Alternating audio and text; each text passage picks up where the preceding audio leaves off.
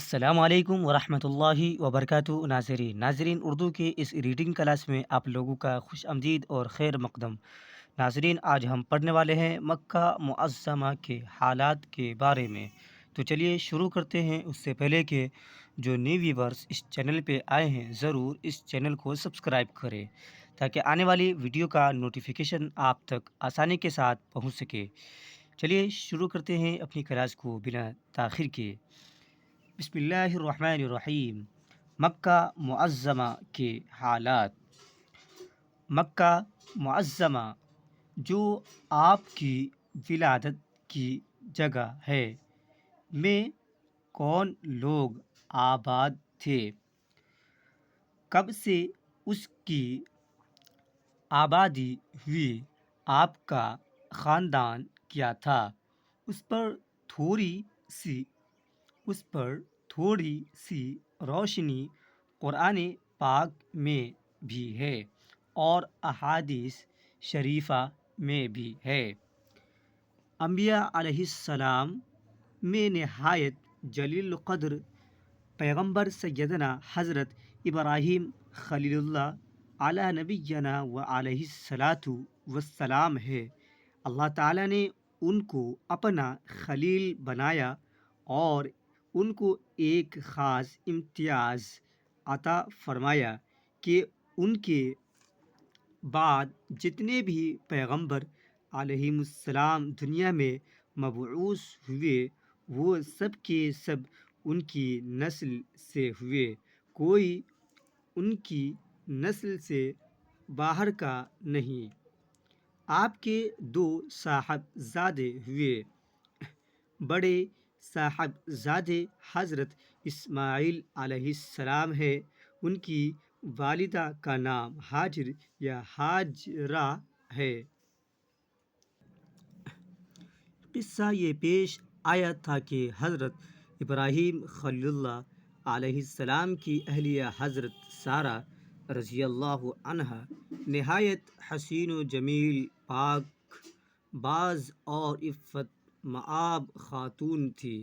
حضرت ابراہیم علیہ السلام ان کے ساتھ سفر فرما رہے تھے۔ راستہ میں ایک بدمعاش اور خبیث بادشاہ رہتا تھا۔ اس نے چنگیوں پر اپنے کارندے مقرر کر رکھے تھے۔ جو بھی حسین و جمیل عورت یہاں سے گزرے، اسے گرفتار کر کے اس کے پاس لے کر آؤ۔ اس کا یہ دستور تھا کہ اگر کوئی عورت کسی مرد کے ساتھ ہوتی اور وہ اسے اپنی بیوی بتاتا تو اس عورت کو گرفتار کر لیتا، اور اگر یہ کہتا کہ میری بہن ہے تو اس سے تعرض نہ کرتا تھا۔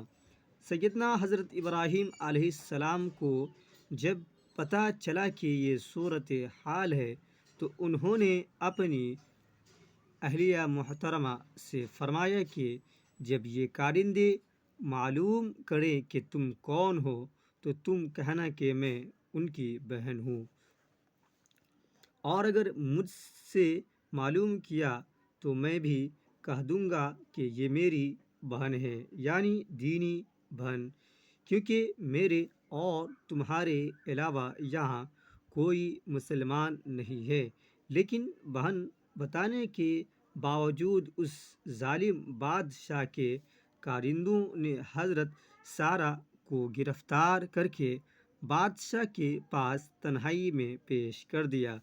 وہاں پہنچ کر جب اس خبیث نے برائی کا ارادہ کیا تو حضرت سارہ رضی اللہ عنہا وضو فرما کر نماز کے لیے کھڑی ہو گئی اور دعا فرمائی کہ اے اللہ، میں آپ پر اور آپ کے رسول پر ایمان لائی ہوں، اور میں نے عفت اور پاک دامنی کی زندگی گزاری ہے، لہٰذا اس کافر کو مجھ پر مسلط مت فرمائیے۔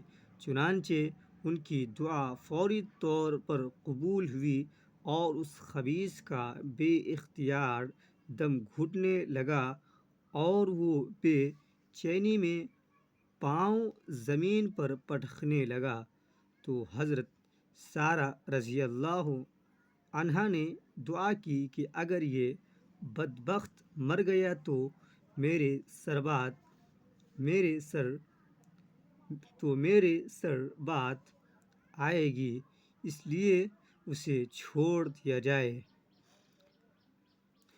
چنانچہ اس کی حالت درست ہو گئی، مگر پھر اس پر خباثت طاری ہوئی تو دوبارہ اس نے برائی کا ارادہ کیا، پھر وہی کیفیت ہو گئی اور وہ اپنے مقصد میں کامیاب نہ ہو سکا۔ جب کئی مرتبہ ایسا ہی ہوا تو اس نے کارندوں کو بلایا اور کہا کہ معلوم ہوتا ہے کہ تم یہ کوئی جناتنی لے آئے ہو، اس کو فوراً یہاں سے لے جاؤ اور بڑے اعزاز و اکرام کے ساتھ واپس بھیجا۔ جب کئی مرتبہ ایسا ہی ہوا تو اس نے کارندوں کو بلایا اور کہا کہ معلوم ہوتا ہے کہ تم یہ کوئی جناتنی لے آئے ہو، اس کو فوراً یہاں سے لے جاؤ اور بڑے اعزاز و اکرام کے ساتھ واپس بھیجا۔ اور حضرت ہاجرہ کو تحفہ میں خادمہ کے طور پر ساتھ کر دیا۔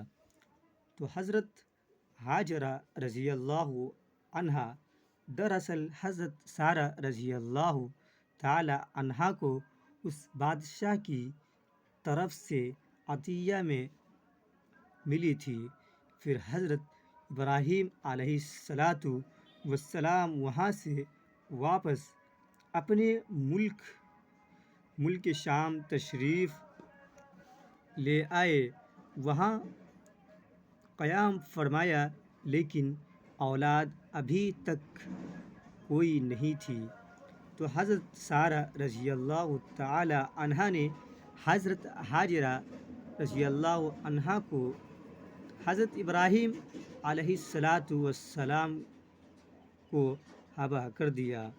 جب ان کی ملکیت میں آ گئی یا بذریعہ نکاح آپ کے لیے حلال ہو گئی تو اللہ تعالیٰ نے کافی عمر کے بعد ان سے پہلی اولاد اسماعیل علیہ السلام کی شکل میں عطا فرمائی۔ اس کے 13 یا 15 سال کے بعد بڑھاپے میں حضرت سارہ رضی اللہ تعالی عنہا کے یہاں حضرت اسحاق علیہ السلام پیدا ہوئے۔ دونوں کی عمر بڑھاپے کی تھی، لیکن اللہ تبارک و تعالی نے دکھلایا کہ ہم جوانی میں تو دیتے ہی ہیں مگر بڑھاپے میں بھی دینے پر قادر ہے۔ ناظرین، آج کی اس ویڈیو میں ہم مکہ معظمہ کے حالات کے بارے میں پڑھے ہیں۔ چلیے آج کی کلاس کو ہم یہیں پر روکتے ہیں، اور ویڈیو کیسا لگا کمنٹ باکس میں ضرور بتائیے گا، اور جہاں پر بھی ڈاؤٹ ہو کمنٹ باکس میں ضرور کمنٹ کریے گا۔ چلیے پھر ملتے ہیں نیکسٹ ویڈیو میں، جب تک کے لیے السلام علیکم۔